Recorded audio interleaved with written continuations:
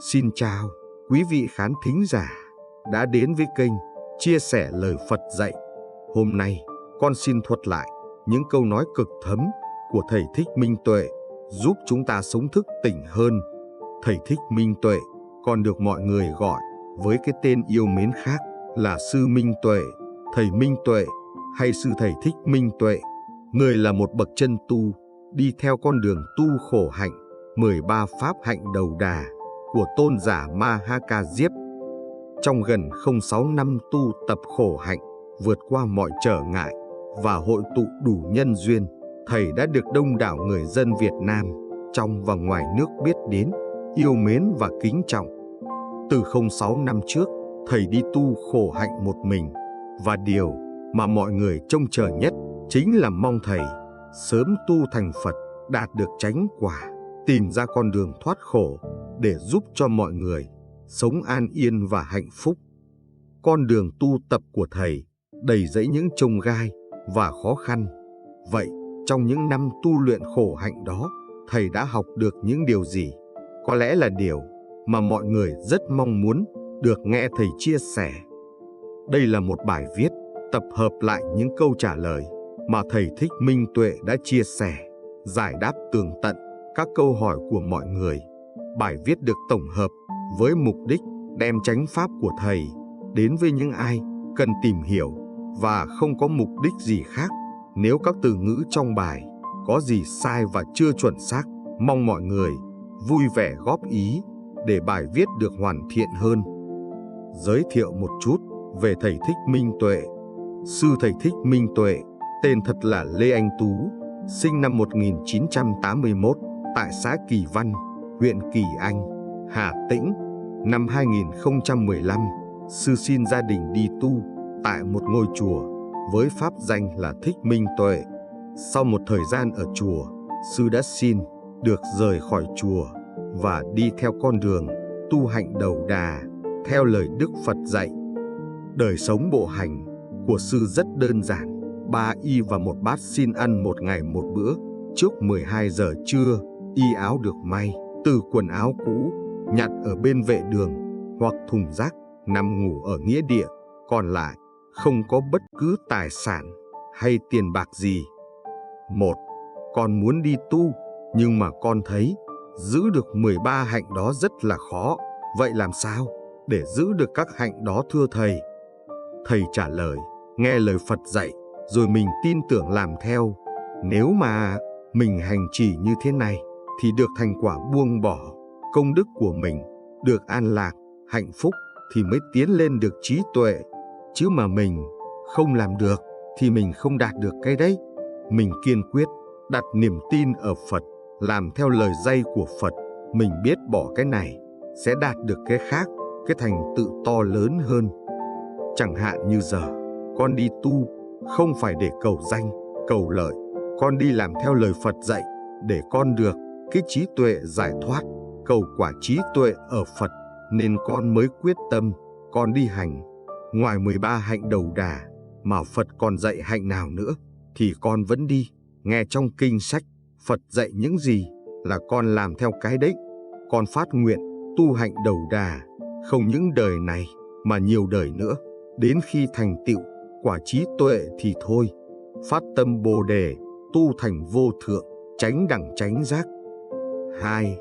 Thưa Thầy, những nơi mà có chiến tranh, ví dụ như xung đột Nga và Ukraine, thì cái nhân gì mà nó có chiến tranh, chết chóc? Thầy trả lời, những nhân quả đó do những người đó ưa sân hận. Nếu mà những người nào mà cái tâm ưa sân hận thì sẽ sanh về nước có chiến tranh, còn những người ưa hòa bình thì sanh về nước hòa bình. Chẳng hạn như sanh về chỗ tu hành thì những người tu hành họ đâu có chiến tranh đâu, do cái nhân là cái tâm sân hận. Những người nào độc ác họ sẽ sanh về đó, còn những người hiền lành sẽ sanh về nơi hiền lành. 3. Bạn con ở bên Đức cũng chia sẻ chánh pháp của Đức Phật Kinh Ni Ca Ra, thì xin nhờ Thầy ước nguyện giúp cho bạn truyền chánh pháp được thuận lợi. Thầy trả lời, cái đó không cần, con phải ước nguyện mà tự họ làm điều đúng.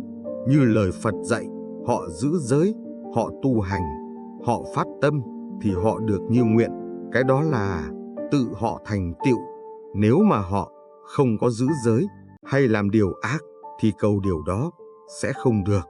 Bản thân họ phải giữ giới, giữ hạnh, làm chân chánh thì tự nhiên họ được. Giới luật là nền tảng, là gốc. Phật dạy giới định tuệ ở đó. Mình học làm theo, mình tin tưởng thì nguyện cái gì, được cái đấy. 4. Thầy tu theo kinh gốc Nikaya là nền tảng phải không thầy?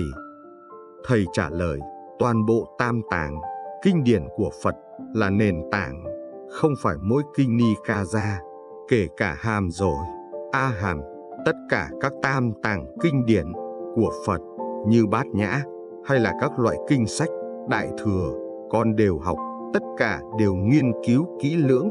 Mình hiểu được chỗ nào, mình hiểu, chứ không phải mỗi kinh Nikaya là Phật thuyết, còn những kinh khác nhưng mà mình không hiểu được thì mình nói không phải điều Phật thuyết cả. Tại vì mỗi Phật thuyết, mỗi người là mỗi căn cơ, tùy đối tượng theo căn cơ đó, chứ không phải ai cũng nói giống ai cả. 5. Thầy sống như thế này cho đến khi nào? Thầy trả lời, con sống như thế này cho đến khi chết thì thôi. Thầy rất an nhiên tự tại, trả lời ngay. Đối với thầy, thân năm uẩn vốn là không, thì chết có xá gì, cứ thuận theo tự nhiên vậy. 6. Thưa thầy, con xin cúng dường cho thầy một tấm vải được không ạ? Thầy trả lời, con xin nhận tấm lòng rồi hồi hướng công đức, chứ con không dùng áo của mọi người cho. Vải của con là nhặt ở ngoài đống rác, ngoài nghĩa địa, ngoài đường thì mới mặc DUEC. Hạnh đầu đà của con thì mọi người hoan hỉ, mọi người đã phát tâm như thế thì đã cúng dường cho Phật Pháp tăng rồi, đều được hồi hướng công đức. Con cũng xin nhận tấm lòng đó rồi hồi hướng cho mọi người, được công đức. 7. Thưa thầy, con thì ngủ ở nhà cao cửa rộng, có đèn sáng, nhưng con vẫn sợ. Nhưng thầy ngủ ngoài nghĩa địa, ngủ dưới gốc cây, thì sao thầy không sợ? Thầy trả lời, con không có gì nữa, nên con không có sợ. Không sợ người ta lấy tiền bạc hay là lấy vợ mình, tài sản, nhà cửa, xe, không canh mất cái gì cả. Còn mỗi cái mạng đây mà họ muốn giết thì cho họ giết, có bộ y áo mà họ cần thiết lấy, họ vui vẻ thì mình cũng cho họ luôn. Mình không có gì nữa. Nếu mà mình còn tài sản nhiều, còn luyến ái nhiều thì nó khổ. Phật dạy là ái luyến sinh sầu âu, ái luyến sinh sợ hãi. Ai giải thoát ái luyến, sầu đâu sợ hãi. Mình bỏ được cái ái thì mình không sợ nữa. 8. Thầy nói về cách điều hòa thân tâm. Thầy trả lời, khi mà họ khen chê, bình thường mà trời đang nắng khát, ai cho 1 đến 2 chai nước thì rất là quý. Nhưng mà khi mình đã có rồi, họ cho thêm thì nặng. Cái nhu cầu của mình không có mà mình ôm thêm thì là khổ. Nhưng mà mình vẫn biết như thế, họ cho cũng tốt đẹp. Hay là khi nắng quá, mình kham nhẫn cũng tốt đẹp. Tập cân bằng được. Khi mà đi trên đường, không ai cho cái gì, lại nổi sân, hay cho nhiều quá, cũng nổi sân, thì mình về, mình bắt đầu tập niệm điều hòa. Đó là cái mình đi trên đường để điều hòa thân tâm, để học được. Chứ còn ở thất, núi, hang thì không có, đi về không gặp ai thì đâu có chuyện này xảy ra. 9. Thưa thầy, con thấy thầy không mang bát mà mang cái thùng, không biết nó có ý nghĩa như thế nào. Thầy trả lời, cái này là hộp sơn, con nhặt ở nghĩa địa để đựng nước và thức ăn. Cái này thì nó nhiều, họ lấy cái này thì con nhặt được cái khác. Cái bình bát hay cái gì thì con không cần biết, chủ yếu là ở cái tâm mình thôi. 10. Thưa sư, sư đi bộ như này để làm gì? Thầy trả lời, con đi bộ để rèn luyện sức khỏe thôi, giống như đi bộ marathon, để có sức khỏe, có nghị lực để học tập cho mình, chứ không có mục đích gì khác. Cái hạnh của con không có chỗ ở, lang thang này đây mai đó. 11. Pháp phục được đắp y là những mảnh vải vụn, họ không sử dụng, họ vớt ra đường phải không ạ? Thầy trả lời, cái áo cà sa này, nó không có gì quý giá cả. Giờ ra đường ai muốn lấy thì cho họ lấy cũng được. Tại vì lấy cái này thì con may cái khác thì rất là nhiều. Cho nên con không phải lo, mà cũng không quý giá gì cả. Toàn là vải dơ, vải bẩn, không có ai thèm lấy, ma chê quỷ hơn. Nên con mặc, nên là con mặc như thế, thấy an toàn hơn. Chứ mặc đồ vàng, nhiều khi họ tưởng đắt tiền, họ cướp nữa. Còn đồ này thì cho họ cướp thoải mái, con không lo. 12. Sư chia sẻ giúp con, trước đây mình ở chùa nào được không ạ? Thầy trả lời, trước đây con ở cả chùa và ở tịnh xá, nhưng con đi như thế này thì con không nói chùa nữa. Khi con đi như thế này, nói rồi làm ảnh hưởng tới họ. 13. Sư có thể thuyết pháp một bài thật hay để con chia sẻ cho bà con được không ạ? Thầy trả lời, học tập đạo đức, rèn luyện sức khỏe, đi bộ thôi, chứ con không có mục đích gì cả. Con đi như này, không có mục đích thuyết pháp, giảng đạo gì cả, chỉ mong học tập và có đạo đức, sức khỏe, học theo lời dạy của Đức Thế Tôn. Tuy học không hết, nhưng học một phần nhỏ nhỏ cũng là được rồi. 14. Sư chia sẻ về bữa ăn mỗi ngày. Thầy trả lời, từ khi mặt trời mọc lên, vào buổi sớm, thuận duyên chỗ nào, khi nào họ bố thí đủ thức ăn thì con ăn khi đó. Chỉ ăn trước 12 giờ thôi, sau 12 giờ là con không ăn nữa. Con có cái nguyện là ăn uống trong cái bình bát đó.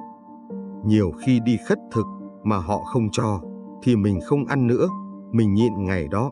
Tập học đến khi mà mình thấy ăn uống không làm khổ, không chi phối mình nữa.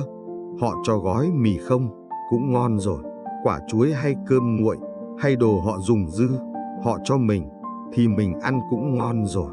Mình không có đòi hỏi họ phải cho đồ chay như ở quán. 15.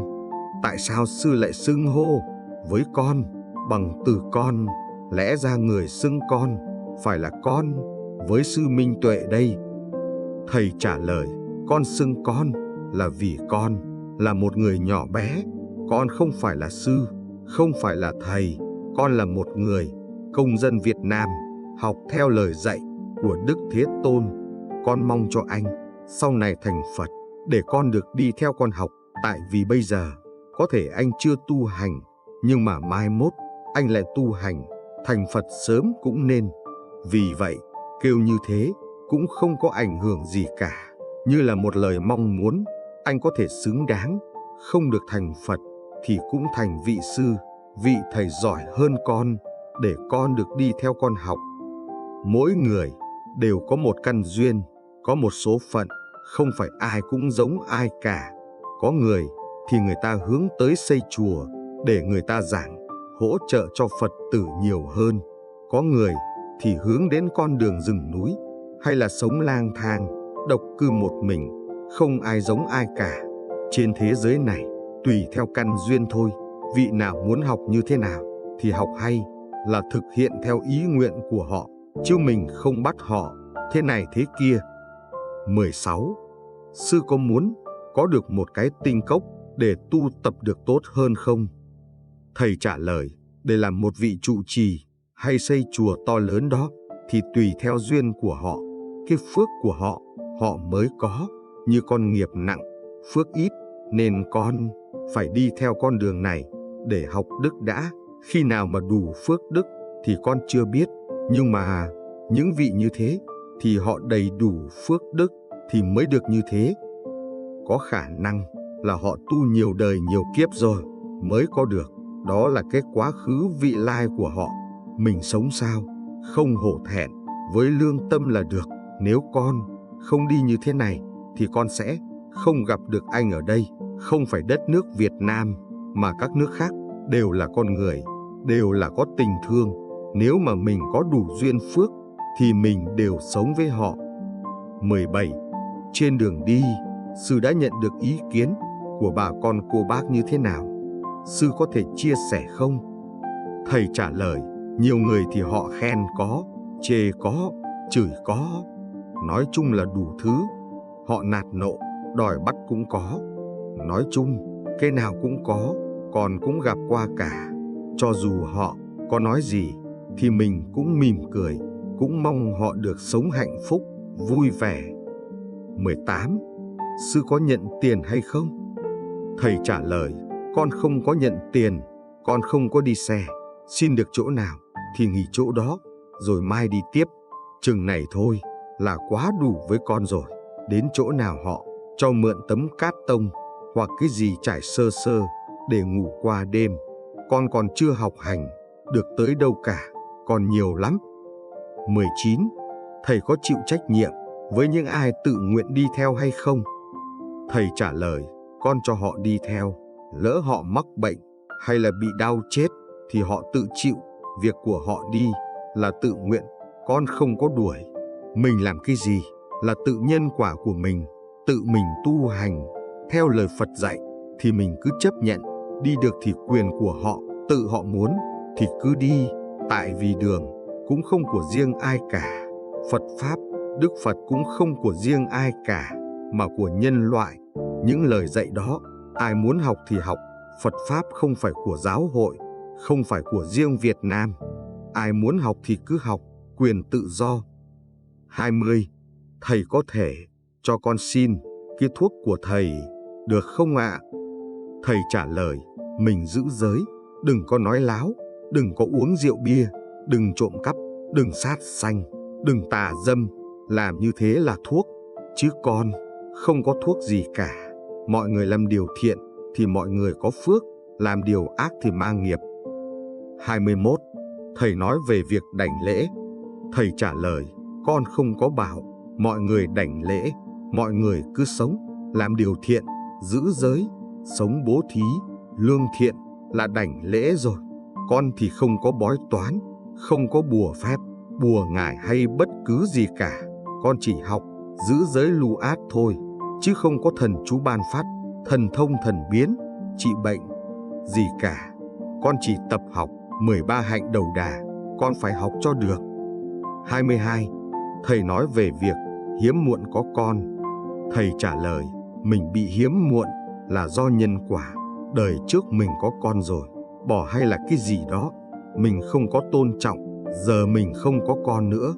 Giờ kể cả có con hay không có, thì mình đọc tất cả kinh điển hồi hướng đời trước mình như thế nào đó, nên giờ đời này nó không tới với mình nữa, nó lại sợ mình bỏ nó nữa. Nên thôi, mình có một cái nhân quả khác.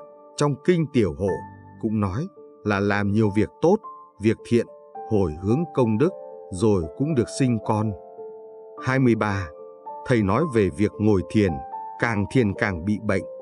Thầy trả lời, ngồi thiền, nếu mà đau đớn quá, càng cố ngồi mà càng bệnh tật thì không nên thiền.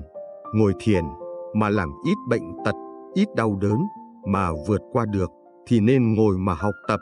Tại vì thiền liên quan đến giới định. Giờ mà càng ngồi thiền, càng bệnh thì do giới chưa nghiêm chỉnh.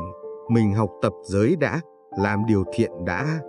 Khi mà học tập giới nghiêm chỉnh rồi mà cảm thọ đau thì mình chiến thắng được bệnh tật thì mình nên làm.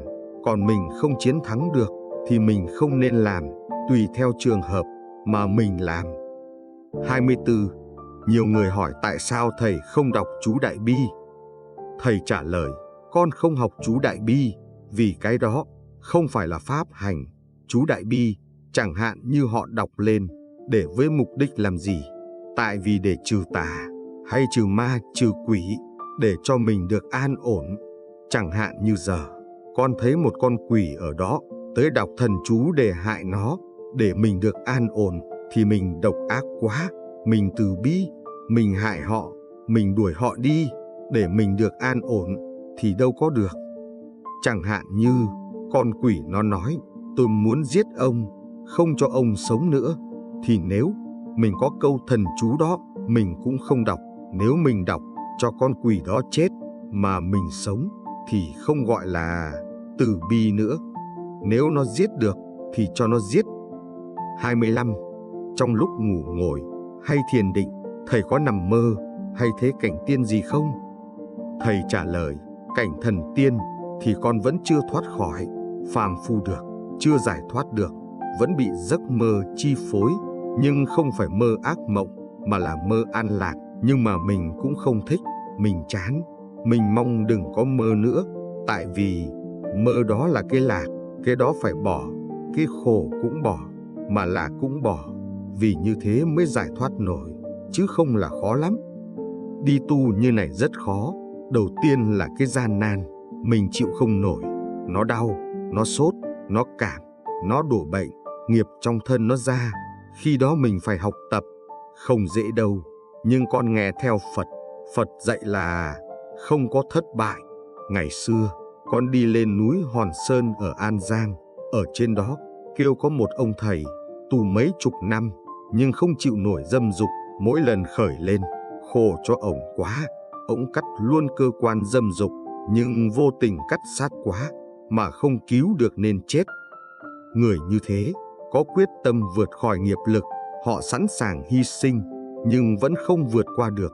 Cạm bẫy này rất khó để vượt qua. 26.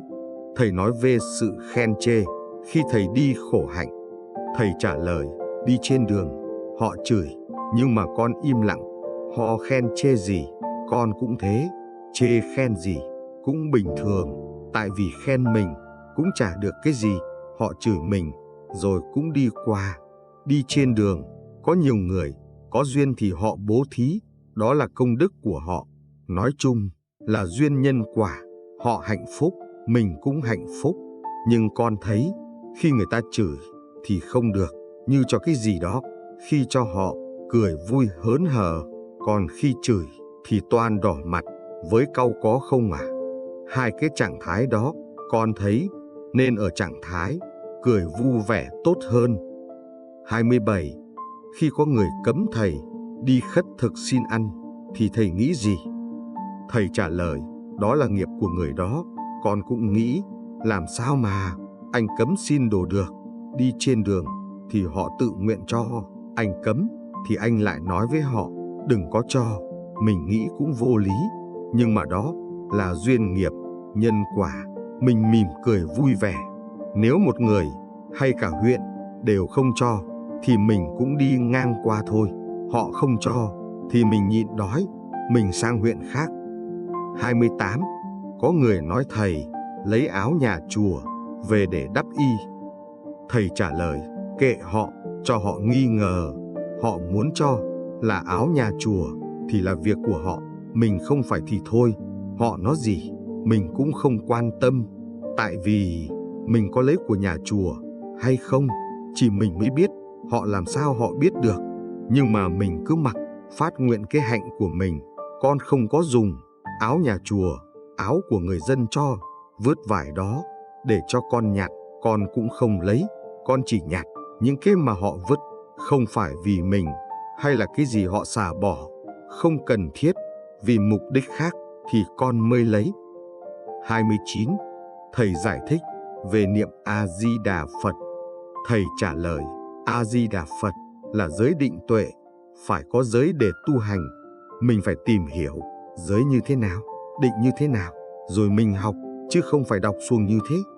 Giới là không sát sanh, không nói dối, không tà dâm, không rượu bia, không chôm cắp, cứ giữ cái giới đó, chính là A-di-đà. Có định, có tuệ là A-di-đà Phật. Mình niệm như thế, mình phát tâm, cái vô thượng chính đẳng giác, rồi mình sống bố thí, trì giới, nhẫn nhục, tu thiền, tinh tấn 6 ba la mật, phải làm cho được. 30. Mình đi bộ hành thì mình có tắm không thầy? Thầy trả lời, mình tắm ở sông suối, ao hồ. Sau 15 ngày, mình mới tắm một lần. 31. Thầy có đệ tử không ạ? Thầy trả lời, con không có đệ tử, họ đi theo thì mình cũng không cấm, mình xem như anh em. Chẳng hạn như mình bát cơm thì phải cho họ bát cháo, mình phải chỉ cho họ, nhưng cũng cái duyên, cái nghiệp ở đâu, họ theo cái hạnh của mình. 32. đây có phải là thời mạt Pháp không thưa thầy? Thầy trả lời, đây không phải là thời mạt Pháp, đây là thời kỳ tưởng Pháp, nên là có cả tu các pháp môn, 37 phẩm đạo. Đến thời mạt Pháp thì không có gì nữa cả, không có Pháp nữa. Lúc đấy, không có ai biết tu, không có thiện, không có Pháp nữa. Khi đó có 3 trung kiếp cao binh, trung kiếp bệnh tật, trung kiếp đói khát, không có một chữ thiện nữa. Ở hiện tại, tu tịnh độ niệm Phật có phải là con đường dễ nhất không? Tùy theo, người này cho niệm Phật là dễ, người kia tu Nam Tông, Bắc Tông là dễ, tùy theo căn cơ của họ. Chẳng hạn, đi học có 12 môn, toán lý hóa ấy, có ông này cho môn này là dễ, môn khác là khó. Cho nên, tùy theo cơ duyên, nếu thuận duyên thì là dễ, cho nên mình không thể nào nói cái này dễ, cái này khó. 33. Thầy nói về việc ăn chay. Thầy trả lời, cho dù Phật có nói là tùy chúng sinh, nhưng mà mình từ bi rồi thì nên ăn chay, đừng ăn mặn nữa. Con thấy ăn chay, mình sống tốt mà, đâu phải cứ ăn mặn là ngon đâu. Con thì ngày xưa, một số động vật con vẫn dùng, nhưng mà một thời gian sau, con không ăn động vật nữa, sữa bò cũng không uống nữa. Mặc dù không liên quan đến sát sanh, nhưng mà khi con nhìn thấy mấy con bò, con thấy nó vẫn còn hung hãn quá, vẫn còn dùng sữa của nó, con thấy tâm bất tịnh, thôi con không uống nữa, nên nó cũng từ bi với mình. Ví dụ như sữa bò thì nó dùng sữa để nuôi con, bò sữa thì không nuôi con, nhưng cũng có liên quan đến thức ăn của nó sợ mình uống sữa rồi không nên. Ngày xưa, trong kinh các vị A-la-hán, người ta cũng thịt hổ ăn, rồi vào trong rừng thì bị hổ ăn. Phật cấm không được ăn thịt sư tử, kẻo bị sư tử ăn thịt chó thì bị chó cắn, ăn rắn thì bị rắn cắn, nên mình không ăn nữa, nhân quả cả. 34. Thưa Thầy, có địa ngục không, hay do tự mình nghĩ ra? Thầy trả lời, địa ngục, có cảnh giới địa ngục, do nhân duyên, tâm của người này làm ác, dẫn đến địa ngục. Khi tái sanh thì không còn địa ngục nữa. Địa ngục chỉ mở ra khi mình sát sanh, trộm cắp, làm điều ác, thì hiện tại mình đã sống khổ rồi, mà khi chết lại tái sanh vào cảnh giới địa ngục đó. Địa ngục nó là một cảnh giới, cũng như cảnh giới người, hay cảnh giới súc sanh, cảnh giới chư thiên, ngạ quỷ. Cảnh giới địa ngục thì mình không nhìn thấy được, mình chỉ nhìn được cảnh giới con người, cây cỏ và súc sanh. Còn các cảnh giới khác thì mình không thấy. Ví dụ, do nhân duyên nào thì mở ra cảnh giới đó. Địa ngục hay niết bàn đều có, tùy vào mỗi người sẽ nhìn thấy mỗi cảnh giới khác nhau. Như Phật Thích Ca, bậc A-la-hán thì ở cảnh giới niết bàn, còn Đề Đà Đạt Đa đang ở cảnh giới địa ngục. Có người thì thấy nhiều cảnh giới, có người thì thấy được một cảnh giới. 35. Thưa Thầy, nhiều tiền có hạnh phúc không? Thầy trả lời, con ngày xưa cũng đi làm, nghĩ kiếm được nhiều tiền là hạnh phúc, nhưng mà không phải. Ôm đống tiền rồi vẫn khổ. Cho dù anh ngồi trên đống vàng rồi vẫn khổ. Anh bữa sau, nếu mà không tin, anh đi hỏi mấy người giàu có, hỏi thử xem họ có hạnh phúc không. Có người ngồi trên đống quyền chức như vua rồi vẫn khổ. Mình thấy như thế nên mình biết thì ra là hạnh phúc không phải là do nhiều tài sản hay là nhiều thứ khác, mà hạnh phúc là không có cái gì cả. Mình thấy ai cũng tham cả, mình không tham nữa nên mình vui vẻ. Họ có nhà, mình không có nhà, sẵn có nơi nào ở được thì mình ở, rồi mai mình đi mất.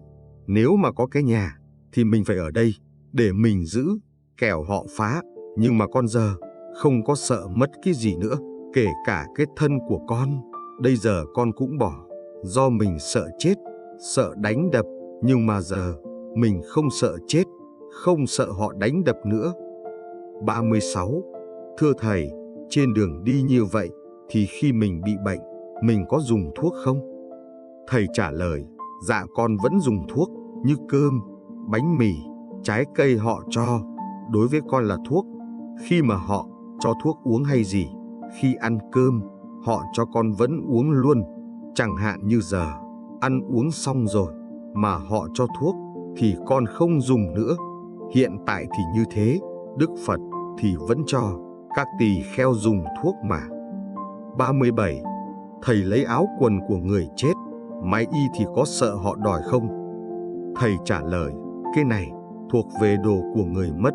Nói chung, mình hiểu một cách đúng, như trong kinh dạy, thì người mất, họ có cái nghiệp của họ đi tái sanh rồi. Còn những cái mà họ cúng đó là do có lòng thương tiếc, biết ơn, thương tiếc thì cúng, lo cho họ, chứ thực tế thì theo nghiệp CUA họ. Chẳng hạn như con, bây giờ chết đi, có cái áo, đi tái sanh thành người khác, thì con đâu có đòi, làm gì nữa. Nhưng mà, như con giờ, con vứt bỏ cái đồ này, mà ai lượm nhặt để họ sống, để mặc cho ấm, thì con cũng mong họ lượm dùm nữa, mình cũng thấy hạnh phúc. 38. Thầy nói về cảm giác khi ăn đồ ăn khất thực. Thầy trả lời, mình ăn đồ ăn, người ta cho, đâu phải dễ ăn. Đức Thế Tôn nói, ăn đồ ăn khất thực đó, giống như nuốt hòn sắt, hay là mang cái áo của người gia chủ chúng đó, giống như lấy sắt nóng mà áp rồi quấn lên người, hay là sự đảnh lễ cúng dường của người ta, giống như lấy sợi lông đuôi ngựa mà thắt chặt ở ngay đầu gối, rồi siết cho đứt da, đứt thịt, đứt xương, đứt cho tới tủy, rồi dừng lại. Như thế thì mình không dám. Mình ăn đồ khất thực thì phải lo mà tu hành. Mình mà không siêng năng tu tập thì mình về, mình tự làm mình ăn, chứ mang cái nợ đó, nguy hiểm, không nợ được. 39. Cho con hỏi, tên thế danh của thầy là gì? Thầy trả lời, tên thế danh con bỏ rồi, không nên hỏi cái đó, cái đấy không dùng nữa, qua rồi. Giờ con xả bỏ những cái quá khứ, mình không muốn nói nữa. Tên pháp danh hiện tại là Minh Tuệ. 40. Thưa thầy, thời Đức Phật bấy giờ chỉ có đi chân không phải không ạ? Thầy trả lời, thời Đức Phật thì có đi chân không, trong kinh nói như thế. Trong tràng luật thì có người vẫn đi dép như tỳ kheo, mọi người đọc thì sẽ biết. Như con thì không mang dép, sẽ tốt hơn mang dép, vì khi mình đi là để chánh niệm, biết đau chân, để mình nhìn đường mình đi. Chứ mà mang dép thì cứ kéo lẹt xẹt, mắt thì nhìn lên trên trời, chứ không lo nhìn ở dưới. Còn khi mình không đi dép thì mình lo nhìn xuống dưới, để tránh bớt đá, gai nhọn và không dẫm phải chúng sanh như kiến. Khi đi dép thì cái chân êm rồi nên không lo nữa. Một người đi khất thực mà đi dép hay đi chân không là đã thấy cái hạnh khác nhau rồi. 41. Thưa thầy, thời Đức Phật bấy giờ, thuyết pháp có hàng trăm, hàng ngàn Phật tử, ở xa vậy làm sao có thể nói, xa đến như vậy, để các Phật tử nghe rõ. Thầy trả lời, lúc đó Ngài dùng thần lực, thần thông của Ngài nói thuyết pháp, tận hàng xa cây số, giọng nói, phước báu của Ngài, nói tới tam thiên, đại thiên thế giới, dù ở xa kiểu mấy cũng nghe, tận cùng trái đất. Còn loa của mình còn nhỏ lắm, so với Đức Thế Tôn, không đáng bao nhiêu cả. Khi Ngài thuyết pháp thì các con vật ếch, nhái, sâu bọ để nghe được hết cả. 42. Thưa thầy, nhiều người làm ăn chân chính hiền lành thì lại gặp những điều không hay tới, lý do là gì ạ? Thầy trả lời, là do nhân quả đời trước họ đang có. Khi người làm ác, chẳng hạn có một người ở trong nhà có 2 tỷ bạc, nó đang sẵn có ở trong nhà. Giờ người đó ra đốt nhà người ta, mình làm ác, nhưng mà 2 tỷ ở nhà mình vẫn chưa hết, phước báu đó vẫn chưa hết. Khi phước báu hết, nó mới xảy tới điều không hay. Còn người mà làm thiện, do đời này làm thiện, nhưng đời trước lại làm ác, cái ác đó vẫn còn, tiêu chưa hết, phải chờ hết cái ác đó đã, rồi phước báu thiện nó mới tới, mới hưởng được. Chẳng hạn như một vị vua, họ làm ác nhưng họ có nhiều tài sản, họ vui chơi hưởng lạc đến khi họ hết phước báu rồi mới bị. Cho nên, mặc dù họ làm ác nhưng đang hưởng phước báu đời trước, còn việc thiện mình đang làm thì kết quả nó chưa trổ ra được vì các ác đời trước đang có. 43. Thưa thầy, ôm bát đi ăn xin có phải là việc hèn hạ? Thầy trả lời, cầm bát đi xin ăn là hèn hạ, thấp kém. Tại vì trong kinh Đức Thế Tôn cũng nói thế. Ngài nói đây là nghề hèn hạ nhất, thấp kém nhất, đáng được nguyền rủa nhất. Ôm cái bát trên tay, chạy chỗ này, chạy chỗ kia để đi xin ăn. Mình không phải là không kiếm được mà ăn, mình cũng không phải là không có trí tuệ để làm mà ăn.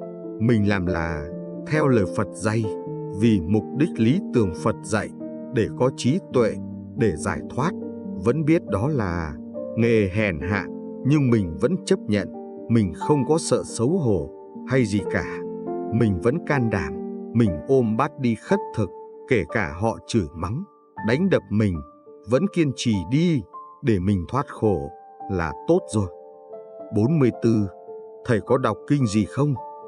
Thầy trả lời, dạ có, phải nghe kinh Nikaya và kinh A Hàm, khi nào rảnh rỗi thì mình nghe.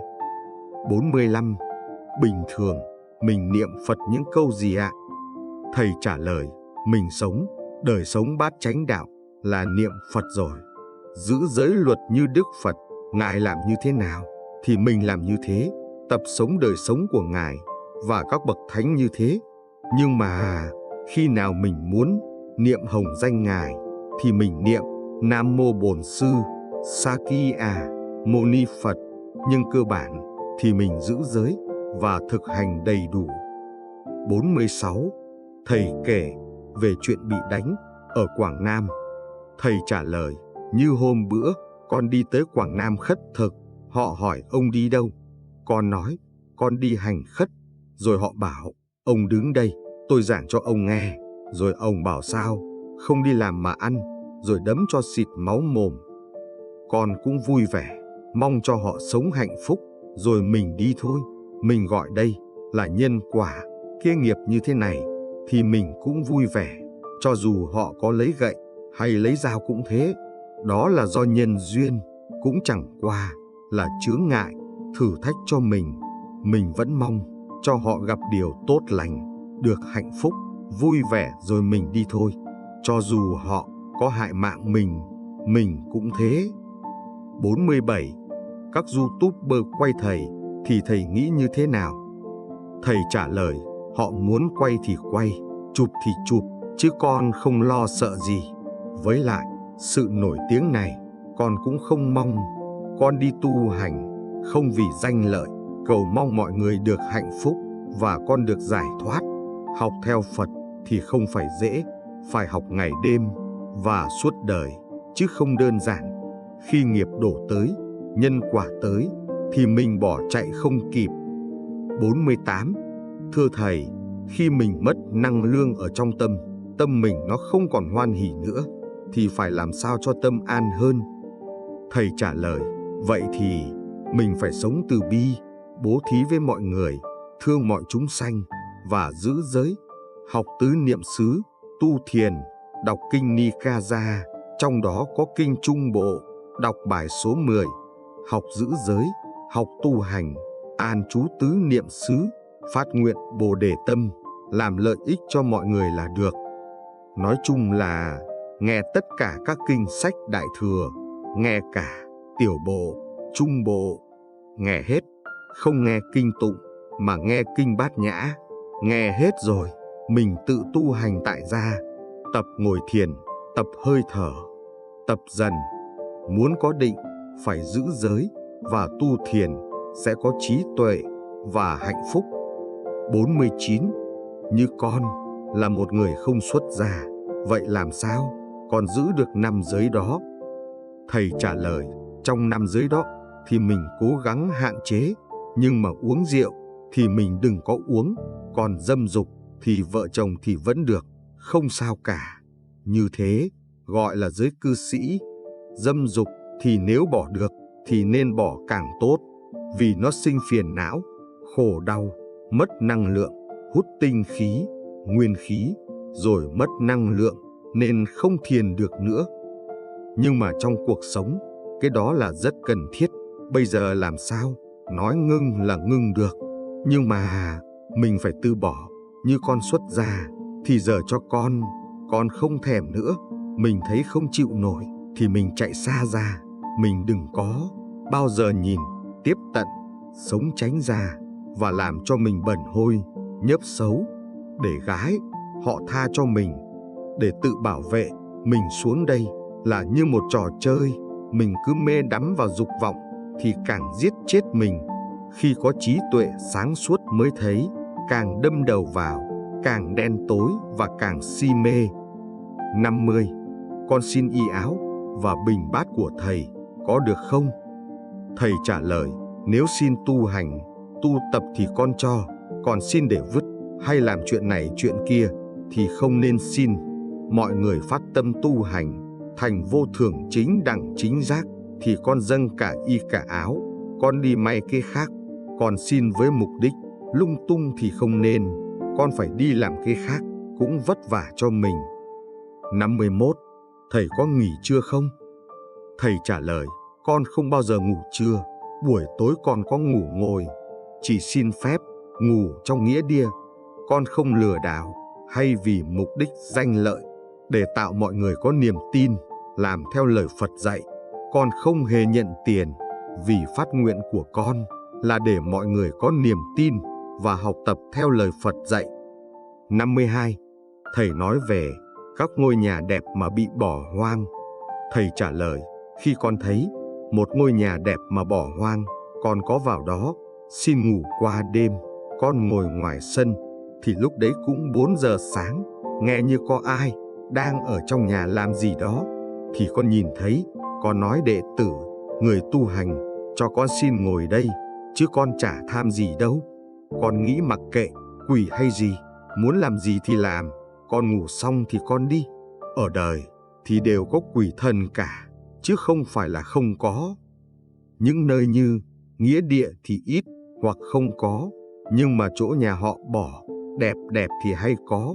Còn rừng và gốc cây thì khác. Như nghĩa địa vẫn có quỷ thần, nhưng quỷ thần đó họ lương thiện, không phá. Còn quỷ thần đi phá nhà người ta rồi ấy, thì họ có tâm chiếm DOAT, ai tới họ cũng muốn phá, đuổi đi. 53. Thầy kể về mình từng bị sét đánh chết. Thầy trả lời, con từng bị sét đánh chết, con cũng thấy rồi, thấy sự chết. Mình cảm giác mình ở một không gian trống rộng, không có ai bên mình.